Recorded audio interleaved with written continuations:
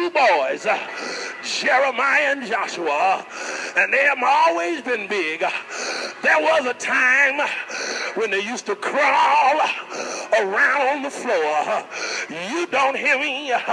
They would climb up on the coffee table, and when they thought they were stabilized, they would try to walk only to fall back down, but they kept on crawling until they got to me.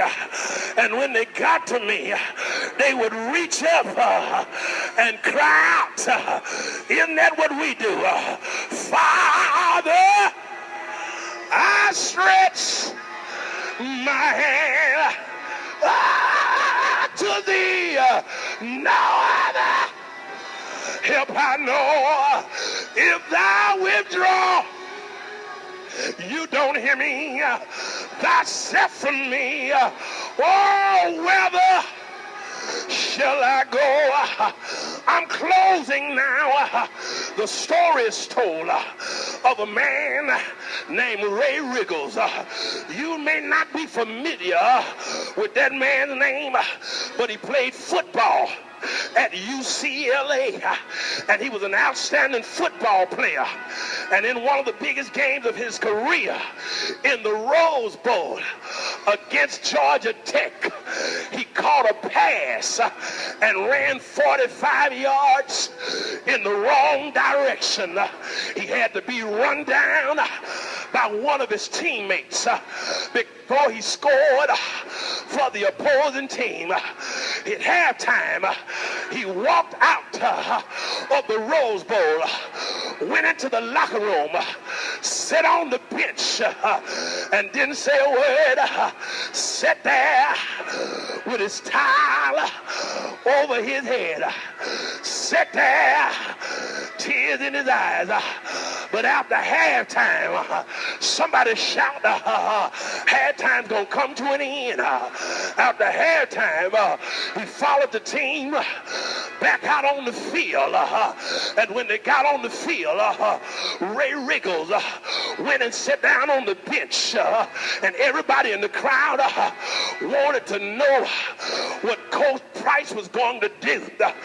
To everybody's amazement, he turned to Ray and said, Ray, go back out on the field. Ray just sat there. He said, Ray, go back on the field. And he just sat there.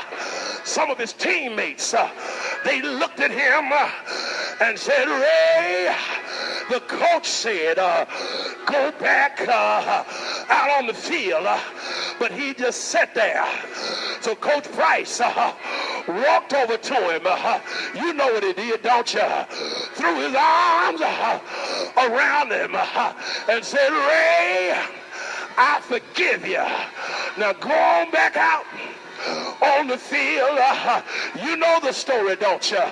He went back out, played the game of his life. Good morning, church. May the Lord bless you real good. All I want to tell you, you may have run in the wrong direction, but thank God. I said, thank God.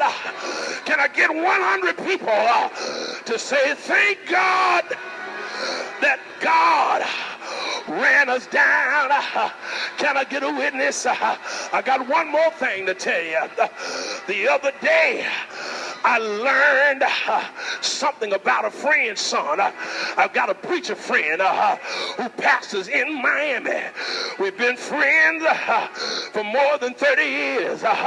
And 20 plus years ago, he and his wife had two twin sons. Can I get a witness? And they matriculated through elementary school. But in the fourth grade, little Kenneth failed the fourth grade. He had to repeat the fourth grade while his twin brother Darrell went on to the fifth grade. But I'm so glad that his failure was not final because after graduating from high school, he went on to Morehouse and went on to divinity school. Can I get a witness? And just like his father, he's pastoring a great church down in Florida. Here's the moral to the story. God flipped the script. Can I get 35 people to just shout, God, God, he will flip your script. If you know he will, say yeah, say yeah, say